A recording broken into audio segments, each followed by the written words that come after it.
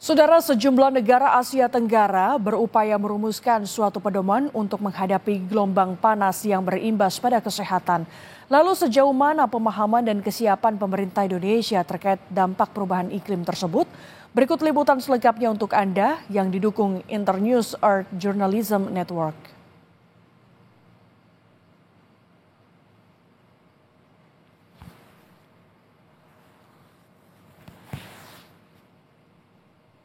Bahwa suhu bisa menjadi lebih panas jika emisi terus meningkat.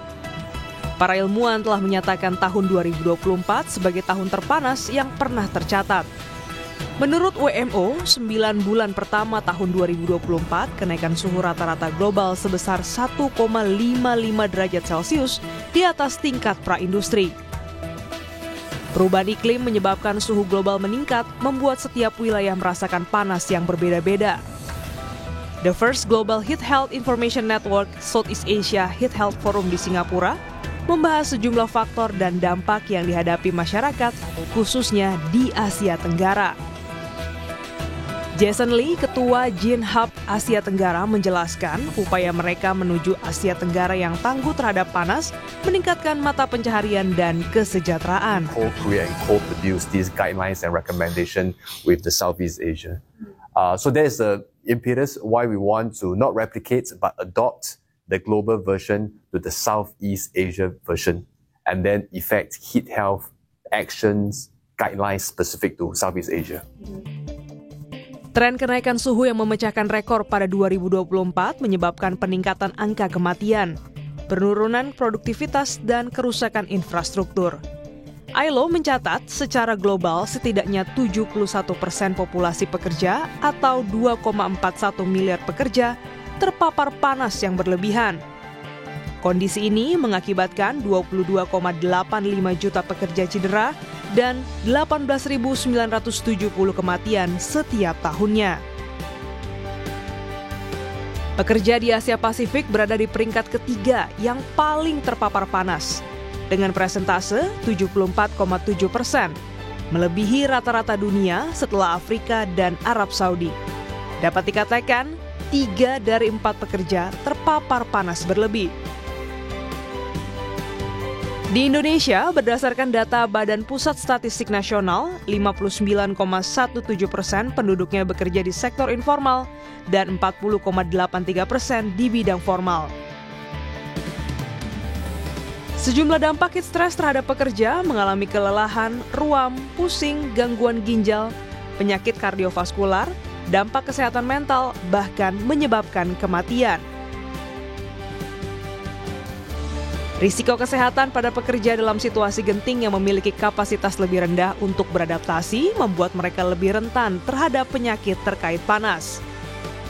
Penerapan K3, keselamatan dan kesehatan kerja dapat mencegah cedera akibat kerja yang berkaitan dengan panas berlebih dan dapat menghambat kerugian lebih dari 361 miliar dolar secara global.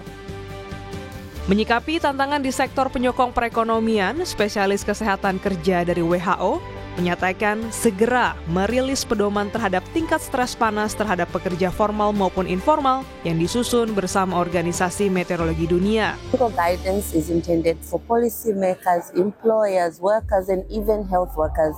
So the companies, the employers are definitely there are recommendations for them on how they can implement these interventions to protect workers. Yes.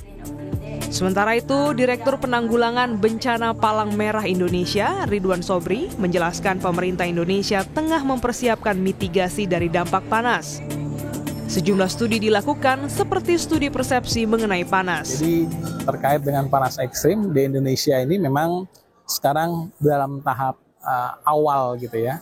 Jadi memang panas ekstrim masih belum diklasifikasikan sebagai sebuah bencana di Indonesia, meskipun sekitar regional di beberapa negara itu sudah ya, seperti India.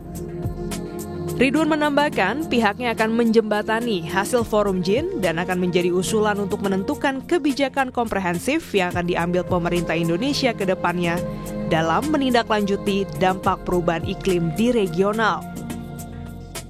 Sejumlah langkah antisipasi dampak panas terhadap kesehatan dilakukan Kementerian Kesehatan sejak adanya laporan cuaca panas oleh BMKG. Hingga saat ini, Kemenkes mencatat belum ada angka kematian akibat panas ekstrim di Indonesia. Kita akan melakukan sosialisasi, edukasi, baik terutama yang tadi pekerja di luar yang berisiko, dan edukasinya akan kami teruskan atau melakukan edukasi terus-menerus supaya mereka tahu apa harus dilakukan, seperti harus sediakan air minum dan sebagainya, jangan sampai haus sejak baru minum, karena tadi kan yang bermasalah dehidrasi dan seterusnya, dan bagaimana paparannya bisa dihindari, bisa pakai topi dan seterusnya . Upaya dengan harap besar telah dilaksanakan. Akankah usulan jadi kebijakan? Tantangan belum tentu jadi harapan. Tentu slogan Indonesia Emas akan dipertanggungjawabkan. Gladys Oktania, Kompas TV, Singapura.